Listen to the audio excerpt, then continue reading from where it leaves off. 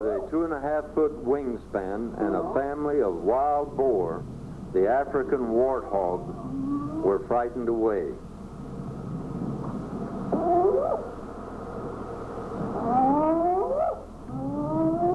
Another vivid reminder of Bible times was the winnowing of their grain. With hand-carved wooden shovels, the farmers scooped up the grain, tossed it high into the air, where the wind blew the chaff away from the grain, which fell to the ground clean and ready for use. This has been a practice in Ethiopia for thousands of years.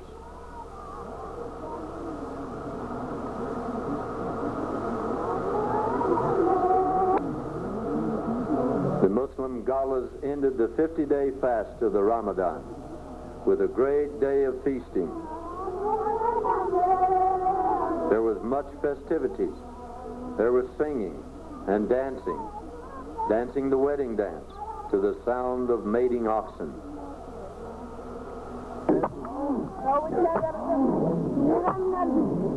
The young girls would sing tribal songs while the others danced. They were dressed in their best new white dresses.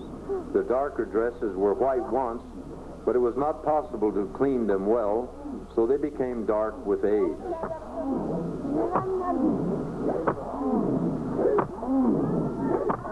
The rhythm for the dance was produced by the slapping of their feet on the ground. The girls hold the boys' walking sticks, which kept them from falling backward as they jumped into the air.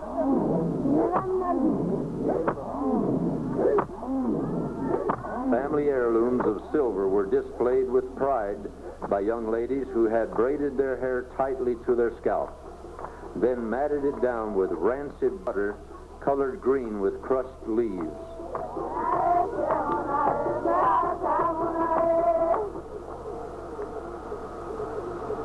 Every year the galas offered a blood sacrifice of 2 oxen and 7 goats to a tree. A brush arbor was erected around the tree, and 45 priests entered to pray with their faces to the ground, praying to a tree. Their tree had grown to about 30 feet high in a graveyard. Many stones had been piled upon the graves to keep the wild hyenas of night from digging out the dead bodies and eating them.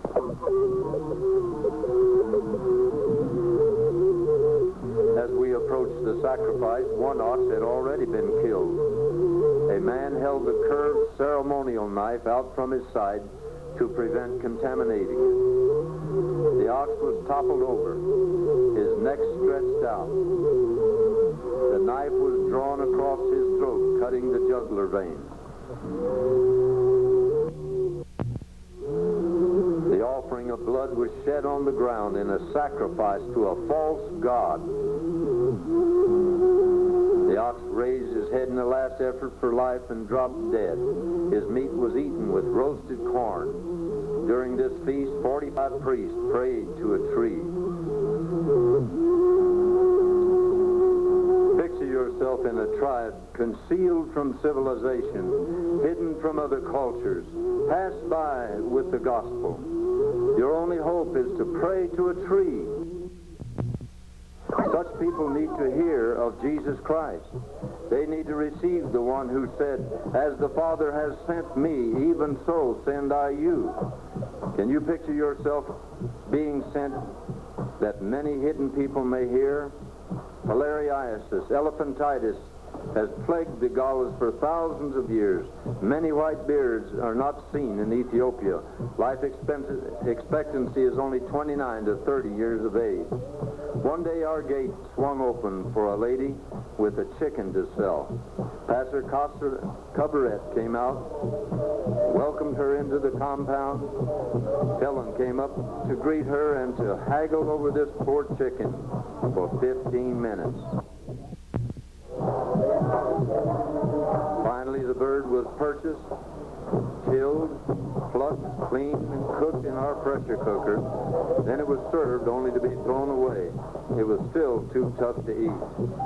I'm not sure yet who came out ahead in that deal.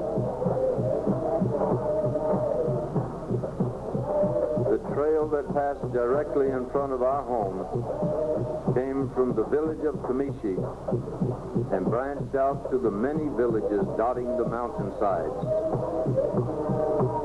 Especially on Thursdays, thousands of people walked from Kamishi's large open market past our place to their grass houses.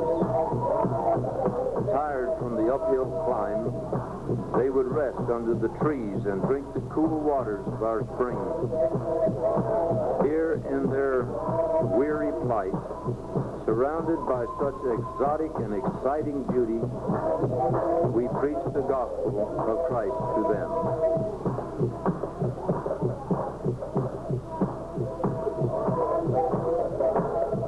We could count camels by the hundreds every week as caravan after caravan carried their wares from the market to exchange for large blocks of salt from the Danikal Desert.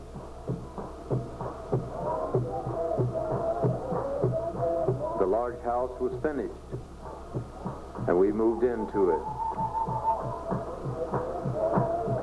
Is it nothing to you, all ye that pass by? We were burdened to get the gospel to as many of these passers-by that we could. This could be done best by going to their villages, and this we did. Preaching days were every Monday, Tuesday, Wednesday, Thursday, and Friday in 5 or 6 villages a day. To reach these villages, we walked or we went by horseback and mule. Evaluating our efforts, we rejoiced to learn that we preached the gospel to over 3,500 souls week after week.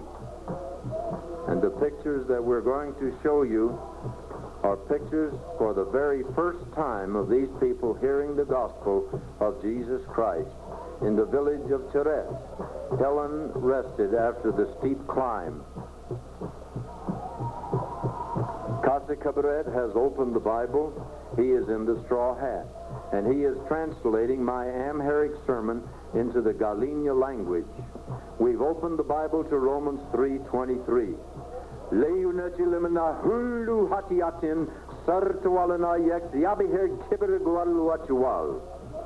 There is no difference. All have sinned and come short of the glory of God. And we go on and preach the rest of the plan of salvation to them.